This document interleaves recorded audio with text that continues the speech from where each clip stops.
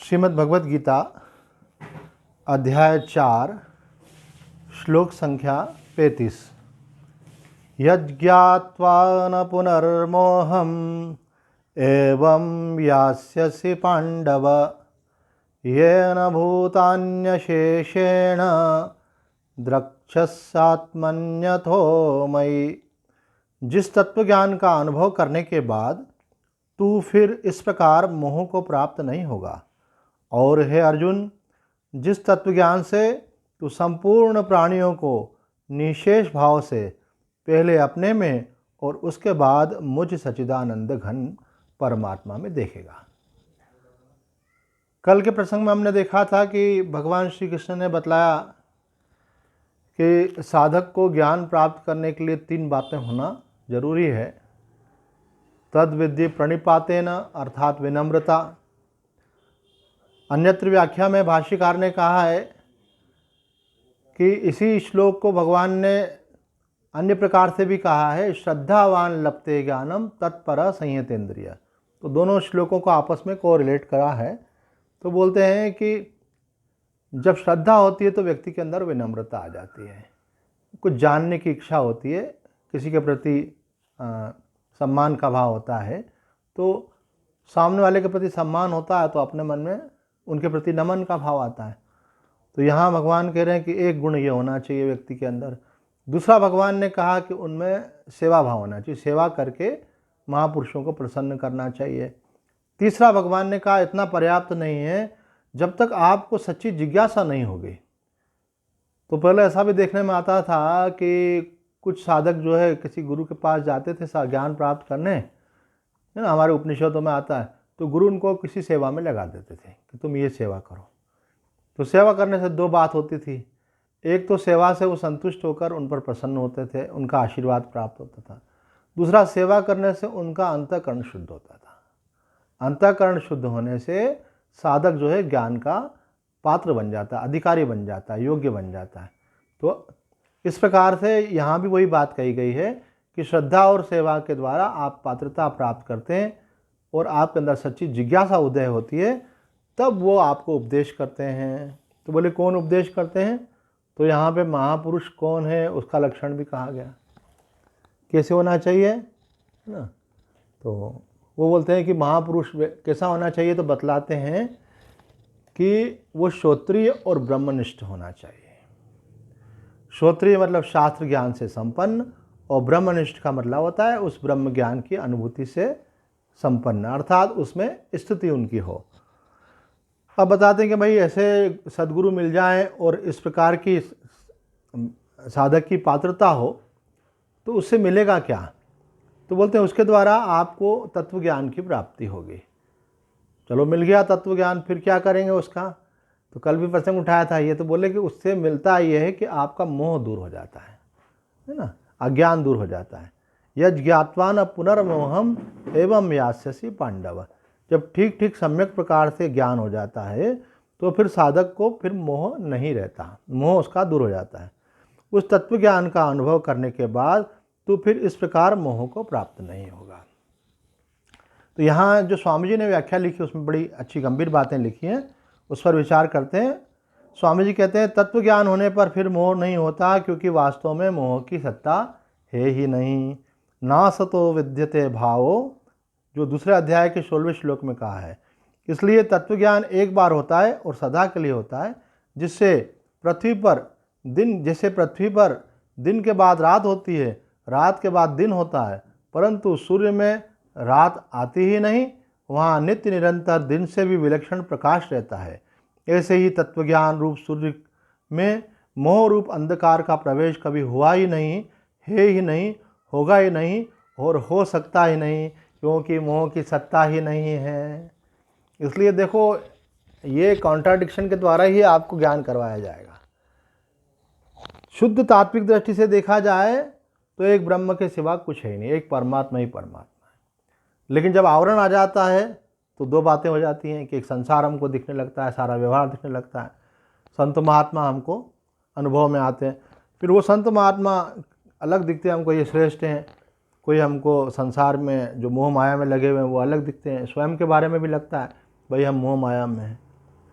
तो इस प्रकार से ये सब जब आवरण आता है तो इस प्रकार से जीव जगत और ईश्वर की सृष्टि खड़ी हो जाती है ना। इसलिए आदि शंकराचार्य जी ने महाराज ने समझाते हुए कहा है कि दो दृष्टियां हैं, है ना। एक दृष्टि जो है पारमार्थिक दृष्टि, दूसरी है व्यवहारिक दृष्टि। तो पारमार्थिक दृष्टि से केवल एक परमात्मा की सत्ता है और कुछ नहीं, और व्यवहारिक दृष्टि से आप भी हैं, परमात्मा भी है ना, और संसार भी है। तीन चीज़ें हो गई, जीव जगत और भगवान। अब कहते हैं ये व्यवहारिक दृष्टि कैसे आती है, जब आप अपने पारमार्थिक स्वरूप को भूल जाते हैं, जो वास्तव में आप हैं वो आप भूल गए हो। जैसे कभी आप सो जाते हो तो आप ये भूल जाते हो कि मैं कौन हूँ, और वहाँ सपने में आपको ऐसा लगता है कि आप कोई दूसरे हो, और वहाँ आपको सपने में वैसा वैसा ही अनुभव होता है। फिर आपको मानो वहाँ पे कोई शेर आ गया, वो आपके पीछे पड़ रहा है और आप डर रहे हो और आप बहुत परेशान हो रहे हो, एकदम से आपकी नींद खुल जाती। तो अरे क्या कोई शेर तो था ही नहीं, और मुझे ऐसा लग रहा था मेरे पीछे शेर भाग रहा है और मैं तो घर पे हूँ, और उस समय मुझे लग रहा था कि मैं जंगल में हूँ। तो वो लग रहा था नहीं। तो ऐसे संसार के लिए भी कहते हैं, जैसे सपना जो था ना जागने के बाद ख़त्म हो जाता है, ऐसे ये भी एक दूसरा सपना है। मोह निशाच सब सोवन हारा। तो हम सब लोग जो है उस अज्ञान की निद्रा में सो रहे हैं। तो अज्ञान की पहचान क्या है कि हमको लगता है कि हम एक व्यक्ति हैं, और हमको लगता है आप भी एक व्यक्ति हैं, और ये संसार भी है, और एक संसार को बनाने वाला भगवान भी है। तो ये अज्ञान के अंतर्गत तीन भेद होते हैं। अब अज्ञान से ज्ञान में ले जाने वाला कौन है, बोले भाई सद्गुरु हैं, वो हमको उपदेश करके ज्ञान में ले जाएंगे। तो हम जब गुरु के पास जाते हैं तो गुरु बोलते हैं बेटा तुम संसार की मोह माया में मत पड़ो, तुम परमात्मा की भक्ति करो और तुमको संसार बंधन से मुक्ति मिलेगी। अब ये सब बातें भी व्यवहार दृष्टि में कही जा रही हैं, और जब उनके बताए मार्ग पर हम चलते हैं, उनका सत्संग सुनते हैं, हमारा विवेक जागृत होता है, उनका अनुसार हम अपने मन को शुद्ध कर लेते हैं, और जब तत्व ज्ञान की में हमारी स्थिति होती है तो हम देखते हैं अरे ये क्या, एक परमात्मा के सिवा कुछ नहीं है। कहते हैं यहाँ तक स्थिति हो जाती है, गुरु नैव शिष्यम चिदानंद रूप शिवोहम शिवोहम। न गुरु शिष्य का भेद भी मिट जाता है, जीव जगत का भेद भी मिट जाता है, परमात्मा और जीव का भेद भी मिट जाता है, एक तत्व मात्र ही अनुभव में आता है।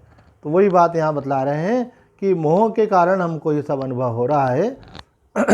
इसको अज्ञान भी बोलते हैं, अज्ञान के कारण सारा अनुभव हो रहा है। और जब तत्व ज्ञान हो जाता है तो मालूम पड़ता है कि संसार की सत्ता ही नहीं है, वास्तव में है ही नहीं। जैसे सपने में आपको दिख रहा था 3-4 लोग खड़े थे और आपसे कहा जा रहा था कि ये व्यक्ति ऐसा है, ये ऐसा है, ये ऐसा है, ये ऐसा है, आपको कौन व्यक्ति अच्छा लगता है, आप किसके साथ दोस्ती करना पसंद करेंगे, ऐसा आपसे सपने में किसी ने बोला।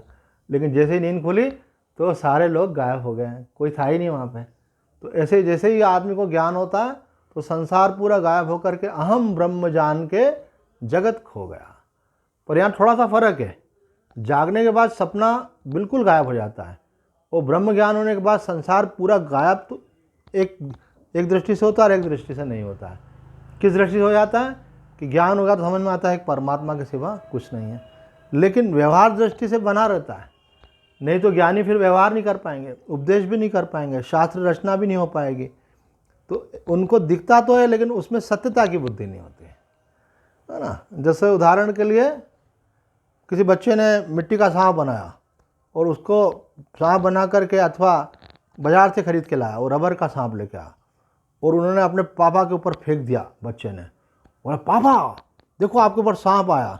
अब पापा को मालूम है कि सांप नहीं है, ये रबर का है, पर वो बच्चे को मज़ा आता तो ओरे सांप मेरे को काट लेगा, ऐसे ऐसे करते हैं। तो बच्चा खूब हंसता है, ऐसा उसको मज़ा आता है, पापा डर रहे हैं ऐसे, जबकि पापा को मालूम है ये नकली है।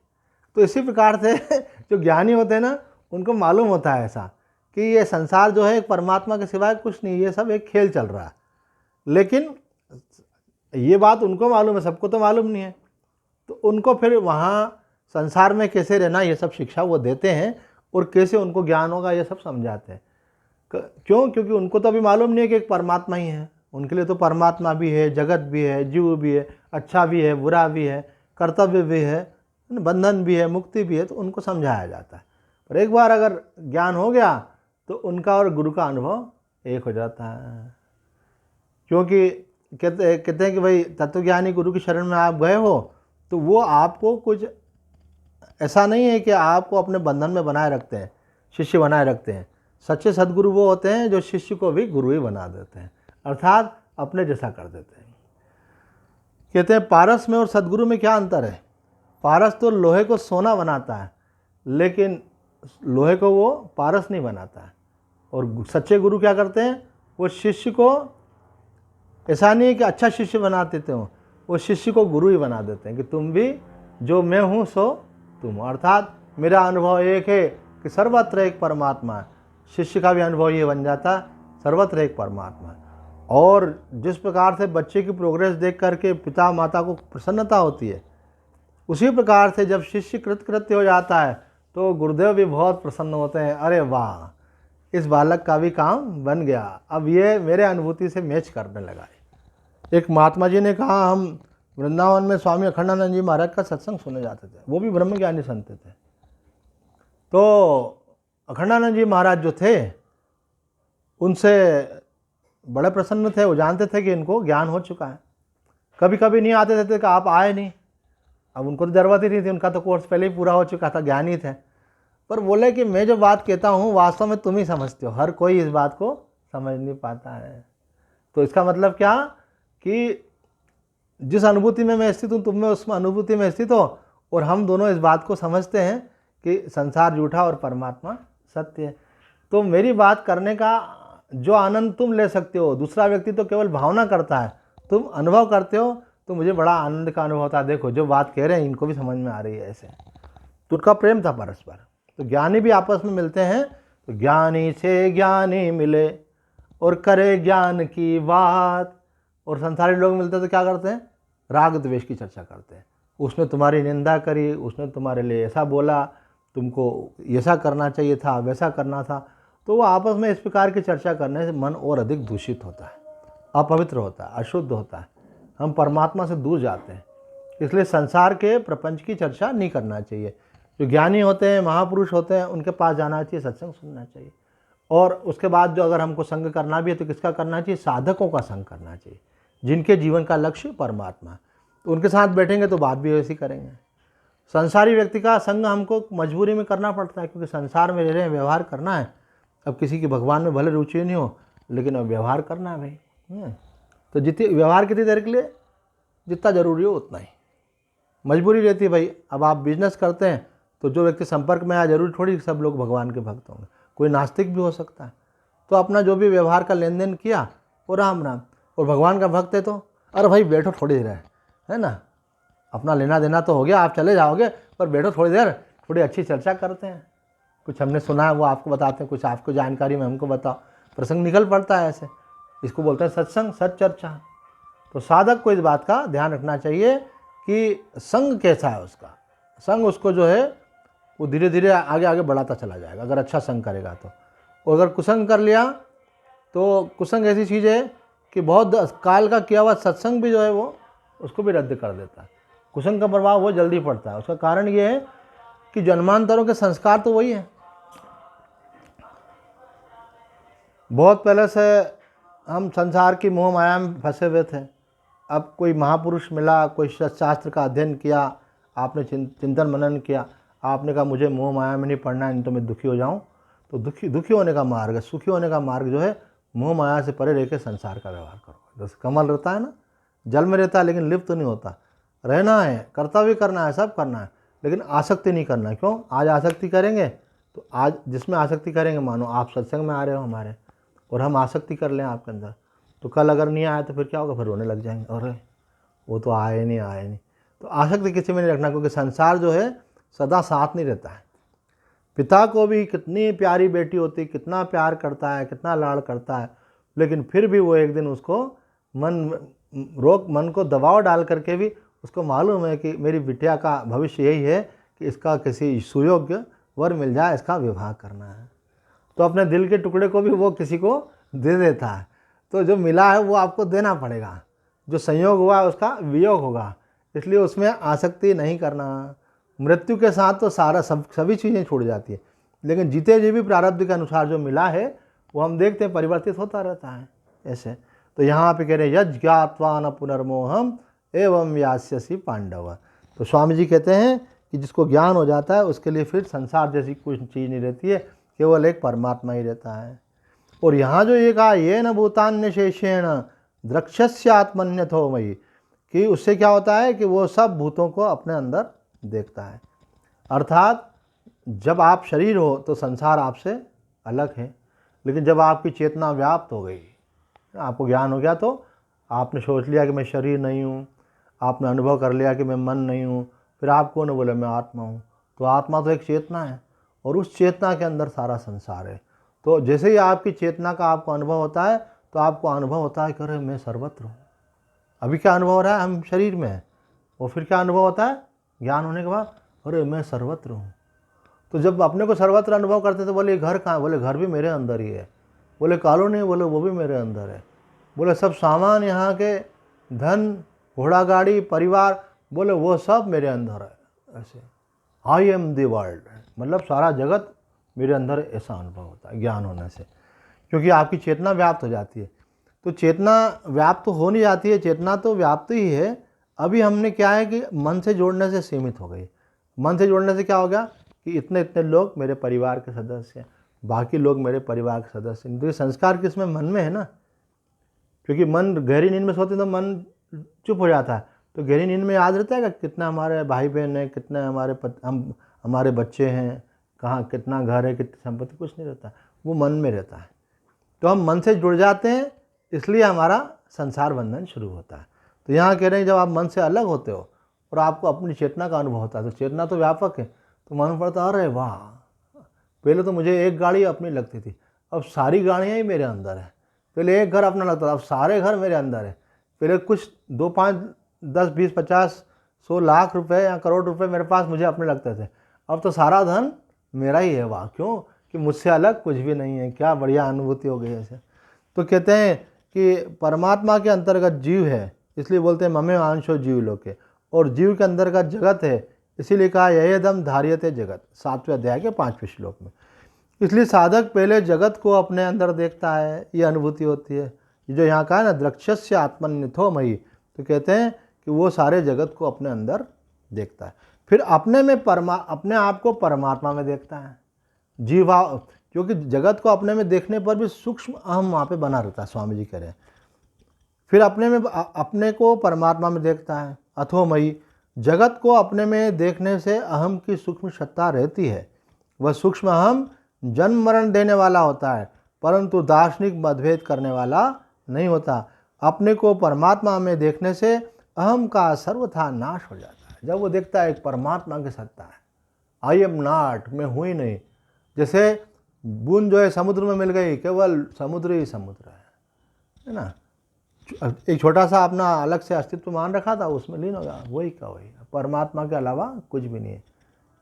एकम ब्रह्म द्वितीयो नास्ति, है ना। ये तो वेदांत में कहा जाता है कि ब्रह्मात्मैक्य भोग। अब उसको क्या बोध हो गया कि मैं आत्मा ब्रह्म से भिन्न नहीं हूँ, एक ब्रह्म ही है।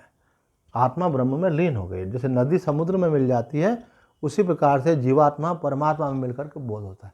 इसका मतलब ये नहीं कि शरीर नहीं रहता है, व्यवहार नहीं होते हैं, ज्ञान होने पर सब होता है। लोगों का लगता है कि एक व्यक्ति है, लेकिन उनको क्या लगता है कि मैं शरीर नहीं हूँ, मैं तो चेतना हूँ। व्यवहार शरीर से ही करेंगे, लेकिन उनकी फीलिंग चेंज हो जाएगी, ऐसे, है ना। तो यहाँ पे यही बात कह रहे हैं कि परमात्मा के अंतर्गत जीव है, जीव के अंतर्गत जगत है। इसलिए साधक को पहले जगत अपने अंदर दिखता है, फिर अपने आप को परमात्मा में देखता है। जगत को अपने में देखने से अहम की सूक्ष्म सत्ता रहती है, और अपने को परमात्मा में देखने से पर वो सत्ता भी समाप्त होकर के एकमात्र चिन्मय सत्ता के सिवाय कुछ नहीं रहता। अब ये देखो उड़िया बाबा जी यहाँ कह रहे हैं कि ये जो कहा गया है उसका अभिप्राय वो और सूक्ष्म दृष्टि से समझाते हुए कह रहे हैं, तुम दृश्य मात्र को एक सत्ता में देखोगे। अब वो उसको सीधा उन्होंने क्या बताया, अपने में देखोगे का मतलब क्या है, सत्ता में देखोगे। आपका आत्मा कैसा है, सच्चिदानंद स्वरूप। तो सत का मतलब होता है सत्ता, चित्त का मतलब होता है चैतन्य ज्ञान स्वरूप, और आनंद का मतलब होता है सुख दुख से परे हमेशा एक तृप्ति की अनुभूति बनी रहती है वहाँ, उसी को आनंद कहते हैं। तो कह रहे हैं तुम दृश्य मात्र को एक सत्ता में देखोगे, जैसे विचारवान मिट्टी के बर्तनों को मिट्टी में देखता है। अपने को लगता है ये भाई सकोरा है, ये मटका है, ये फलाना है, लेकिन वो जो कुम्हार होता है वो क्या देखता है, अरे सब मिट्टी है, मिट्टी से बना हुआ सब कुछ है। तो जिसको तत्व ज्ञान हो जाता है वो जानता है कि परमात्मा से ही सब कुछ है, तो वो उस सत्ता से ही सब कुछ है, तो वो सबके अंदर उसको ही देखता है ना, एक सत्ता को ही देखता है।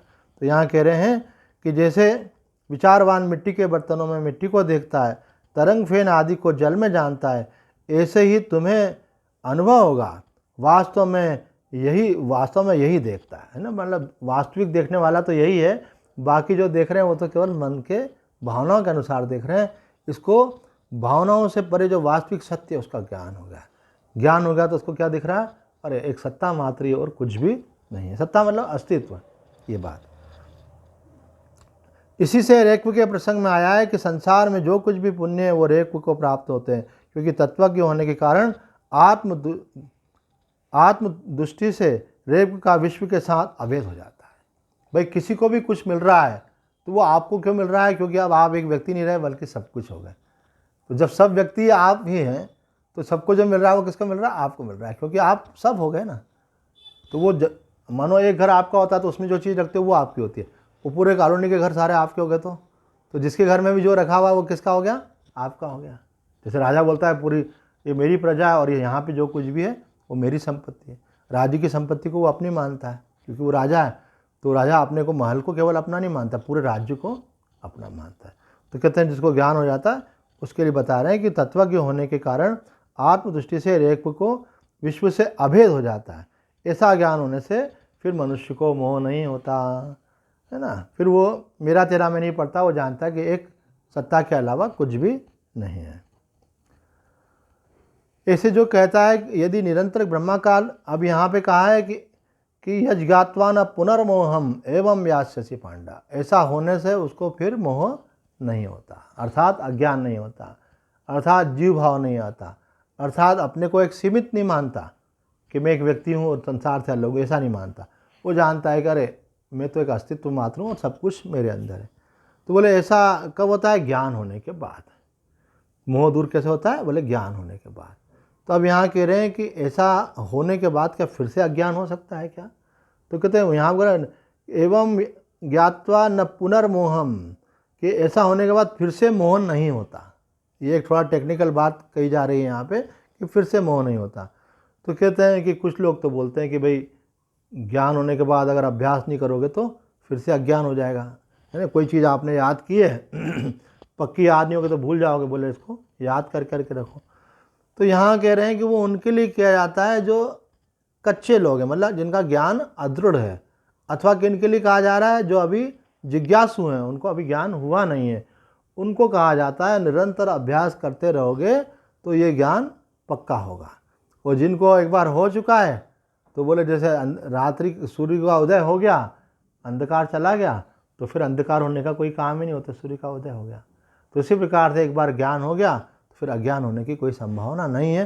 पर जिसको पूरा ज्ञान हो चुका है, सही ज्ञान हो चुका है, उसके पहले ऐसा कभी कभी होता है कि आदमी को लगता है अब मेरे को ज्ञान हो गया, अब मुझे कोई मोह माया नहीं, मेरा तेरा नहीं। लेकिन कुछ समय के बाद उसको लगता है अरे ये क्या, मुझे मोह माया क्यों वापस से हो रही है। तो उसका मतलब क्या हुआ, अदृढ़ ज्ञान है। तो कभी तो पर्दा हट जाता है, बिहारी जी का तो दर्शन हो जाते हैं, वो फिर पंडित जी ने वापस पर्दा लगा दिया, अरे बोले फिर ठाकुर जी के दर्शन नहीं हो रहे, थोड़ी देर बाद फिर पर्दा खुल गया। तो फाइनल काम होने के पहले आंख मिचौली वाली स्थिति बनती है। साधक को कभी तो लगता है कि मेरा काम हो गया है, अर्थात मुझे कोई अज्ञान नहीं है और मैं अब परम आनंद की अवस्था में हूँ। और फिर कभी उसको वापस से जीव भाव आ जाता है तो बोला अरे मेरा ये काम नहीं हो रहा है इसलिए मैं परेशान हूँ। बोले अरे आप तो ज्ञान हो गया था, आप बोलते थे परम आनंद में, अभी आप दुखी हो रहे हो। तो बोले कि मैं भूल जाता हूँ, पक्का नहीं हुआ मेरा। तो बोलते हैं इसलिए ब्रह्माकार वृत्ति का अभ्यास करता रहना चाहिए कि ये सब कुछ जो संसार में है वो ब्रह्म है, ब्रह्म के अलावा कुछ नहीं है, ऐसा दृढ़ता रखना चाहिए।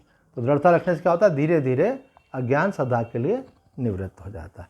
अभी अर्जुन के मन में एक प्रश्न आ रहा है, अर्जुन के मन में ये प्रश्न आ रहा है कि आपने कहा कि ज्ञान हो जाने से सब अज्ञान दूर हो जाएगा, लेकिन मुझे ज्ञान कैसे हो सकता है अगर मैं युद्ध करूँगा और मेरे इतने आदरणीय लोग हैं, गुरुजन हैं और पितामह हैं, उसके अलावा बहुत सारे और सगे संबंधी हैं, जब मैं युद्ध करूँगा तो मुझे इनको मारना पड़ेगा, तभी तो युद्ध में विजय होगी। तो मुझे कितना पाप लगेगा, तो इतना पाप लगेगा मुझे कि कि फिर मुझे ज्ञान नहीं हो सकता। तो भगवान कहते हैं कि अभी तो आगे की सोच रहा है, अगर पहले भी तेने कुछ पाप किए हों और पाप नहीं किए हों, बल्कि तू सबसे बड़ा पापी भी भले ही क्यों नहीं हो। तो भगवान के शब्द हैं, अपि चेदसी पापेभ्य सर्वेभ्य पापकृत्मा, सब पापियों में भी बढ़कर के अगर तू पापी है, सर्वम ज्ञान प्लवेनैव व्रजिनम संतरिष्यसि, कि फिर भी तू ज्ञान रूपी नौका में अगर बैठ गया तो समस्त पापों से पार हो जाएगा। है ना। हम एक क्वेश्चन पूछते हैं आपसे, अगर किसी कमरे में 100 साल से अंधेरा है, कोई गया नहीं, और आपने वहाँ जाकर के रोशनी करनी है, तो रोशनी करने में कितने साल लगेंगे? 100 साल लगेंगे कि 1 मिनट लगेगा? 1 मिनट। तो कितने ही जन्मों के पाप हों, लेकिन अगर ज्ञान हो जाए तो वो सब पाप भस्म हो जाते हैं, 1 सेकंड में सारा अज्ञान दूर। तो यही बात यहाँ पे भगवान इस श्लोक में कह रहे हैं। श्लोक का भावार्थ है, यदि तुम संपूर्ण प्राणियों में भी अधिक पाप करने वाले हो तो भी ज्ञान रूपी नौका से संपूर्ण पापों को पार कर जाओगे, अर्थात भव सागर से तर जाओगे। केवल पाप से ही नहीं, शंकराचार्य जी कहते हैं पाप और पुण्य दोनों से पार हो जाओगे, अच्छाई और बुराई दोनों से परे हो जाओगे। किसके द्वारा? ज्ञान के द्वारा। कौन से ज्ञान के द्वारा? तत्व ज्ञान के द्वारा। तत्व ज्ञान किसे कहते हैं? यह अनुभव हो जाना कि मैं ब्रह्म हूँ। बोले ये अनुभव कैसे होगा? हम पीछे पीछे चल रहे हैं। यह अनुभव कैसे होगा? जब आप ये ध्यान करेंगे, एकम ब्रह्म द्वितीयो नास्ति, अहम ब्रह्मास्मि सोहम, अथवा भक्ति की दृष्टि से एक परमात्मा के सिवा कुछ नहीं है, तो धीरे से आपका सारा संसार गायब होकर के परमात्मा ही परमात्मा हो जाएगा। तो अभी वो स्थिति तक पहुंचने के पहले आपको मनन करके मन में जो भी संशय है उनको दूर करना चाहिए। वे सब परमात्मा कैसे हो सकता है? बोले परमात्मा ही था पहले, आखिरी में परमात्मा ही रहेगा, तो बीच में क्या होगा? परमात्मा से ही बना हुआ है सारा। मिट्टी से बने हुए खिलौने मिट्टी ही होते हैं, मिट्टी से बनते हैं और टूटने के बाद फिर मिट्टी में मिल जाते हैं। परमात्मा से जगत प्रकट होता है, फिर परमात्मा में लीन हो जाता है। ये बात पक्की कर ले व्यक्ति तो उसका भेदभाव मिट जाएगा। सब नाम रूप को किसके नाम रूप है? उस परमात्मा के ही नाम रूप है। तो कहते हैं ये ऐसा मन में पक्का कर ले, फिर ध्यान करे तो स्थिति हो जाएगी। बोले मन में पक्का कैसे होगा? बोले सत्संग सुनते रहो, श्रवण करते रहो, तो आपका चिंतन चलेगा, तो धीरे धीरे आपके कन्फ्यूजन दूर होते जाएंगे, आपकी दृष्टि बदल जाएगी। तो हमारे युग पुरुष जी महाराज कहते हैं कि महात्मा जो है वो आपका संसार नहीं बदलते, वो आपकी दृष्टि बदलते हैं। दृष्टि आपकी बदल जाती है तो सृष्टि बदल जाती है। जैसे आदमी, अभी आपने कोई चश्मा नहीं लगा रखा है, अगर आप लाल रंग का चश्मा लगाओ तो मैं आपको कैसा दिखूंगा? पीला दिखूंगा, लाल दिखो, है ना। तो लाल चश्मा लगाओ तो लाल दिखेगा, और पीला लगाओ तो पीला दिखेगा। तो ज्ञान की दृष्टि आपकी हो जाती है तो आपको सारा संसार परमात्मामय दिखता है। दृष्टिम ज्ञानमयीं कृत्वा पश्चेत ब्रह्ममयम जगत। अगर दृष्टि ज्ञान की हो जाएगी आपकी, सब परमात्मा ही ज्ञान हो गया, तो आपको सब जगह उस परमात्मा का ही अनुभव होगा। तो यहाँ कह रहे हैं कि अगर तुम सोचते हो कि मैं पापी हूँ, तो अगर बड़े से बड़े पापी भी हो तुम, लेकिन अगर ज्ञान हो गया तो संसार ही नहीं रह जाएगा, मैं तू ही नहीं रह जाएगा, तो फिर सुख दुख भी नहीं रह जाएगा, तो फिर बंधन कहाँ से रहेगा? तो बोले ये तभी तक है जब तक अज्ञान है। ज्ञान होने के बाद सारे पाप नष्ट हो जाते। ज्ञान अग्नि से कर्म इसी प्रकार भस्म होते हैं जिस प्रकार अग्नि से लकड़ी, है ना, जैसे मानो 100-200 क्विंटल लकड़ी पड़ी हुई है, तो उसको जलाने के लिए कितने जली हुई लकड़ियों की ज़रूरत है? बोले एक लकड़ी जली हुई डाल दो उसमें तो सारी जल जाएगी, है ना। कपास, मानो क्विंटलों कपास रखी है, जलाने के लिए कितने माचिस के पुड़े लगेंगे? बोले एक तीली लगाई और गायब। ऐसे अज्ञान के कारण हमने बहुत बड़ा संसार बना रखा है कि मैं एक व्यक्ति हूँ, या मेरा परिवार है, और मैंने ये करना है वो करना है, और जैसे ही उसमें आग लगी ज्ञान की तो सब बस अरे कुछ नहीं, एक परमात्मा के सिवा है, केवल ये लीला मात्र है, व्यवहार मात्र है, प्रतीति मात्र है, वास्तविक नहीं है। तो बोले ये कैसे समझ में आया कि ये केवल लीला मात्र, व्यवहार मात्र? बोले देखो ना, रोजाना तो आप अनुभव करते हैं, रोज़ रात को आप सो जाते हैं, तो सोने के बाद आपको कुछ अनुभव होता है क्या? कुछ नहीं। अगर वो सत्य होता तो सदैव अनुभव होना चाहिए, लेकिन गहरी निद्रा में कुछ भी अनुभव नहीं होता। कब तक अनुभव होता है? जब तक हम जगे हुए हैं, अर्थात जब तक हम मोह में जगे हुए तब तक संसार का अनुभव हो रहा है। ज्ञान हो जाएगा तो फिर हमको लगेगा एक परमात्मा के सिवाय कुछ नहीं है, एक खेल चल रहा है। तो यहाँ ये बात कही जा रही है कि अग्नि से लकड़ी अथवा जैसे डंडे से घड़ा नष्ट हो जाता है, क्योंकि यहाँ तो लकड़ी की भस्म और घड़े के टुकड़े रह जाते हैं, जबकि ज्ञान से तो सभी प्रकार के कर्म, अज्ञान और उसका कार्य संपूर्ण प्रपंच सर्वथा निशेष हो जाता है। बोले यहाँ अगर मानो अग्नि से जला दो, लकड़ी भस्म हो जाएगी, लेकिन भस्म होने के बाद राख तो रहेगी। ऐसे मटका है, आपने डंडा मारा तो मटका फूट जाता है। ऐसे अज्ञान का नाश हो गया, जैसे घड़ा फूट जाता है। काहे से? ज्ञान रूपी डंडे से। नहीं ना, गुरुजी ने डंडा मारा और अज्ञान टूट गया अपना।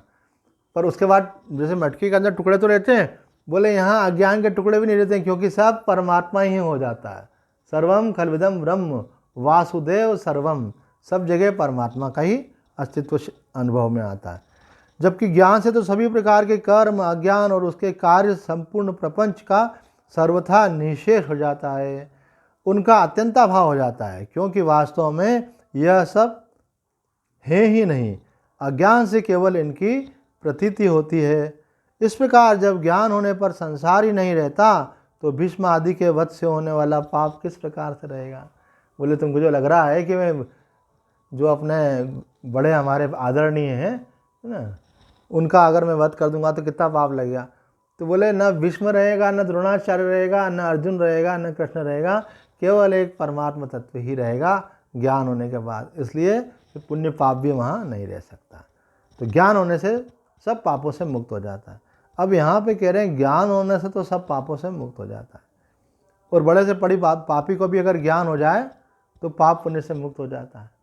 तो मतलब इसका ये है कि आपको आश्वासन दे रहे हैं कि आप डरो मत, आप कोई भी मनुष्य जो है वो ज्ञान को प्राप्त करके मुक्त हो सकता है। लेकिन यहाँ बुढ़िया बाबा जी ने कहा कि एक प्रकार से ये बात ऐसी है कि प्रेरणा के लिए कही गई है।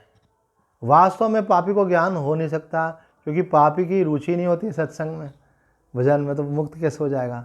तो वो कह रहे हैं कि अगर आप कोशिश करते रहोगे तो तर जाओगे। देखो ना, यहाँ कह रहे हैं कि जैसे जैसे आप आगे बढ़ते जाएंगे, धीरे धीरे पाप नष्ट होते जाएंगे, जिज्ञासा बढ़ती जाएगी, आपका विश्वास है तो, और फिर आपका जैसे ज्ञान पूर्ण होगा तो संपूर्ण पापों से सदा के लिए मुक्ति हो जाएगी।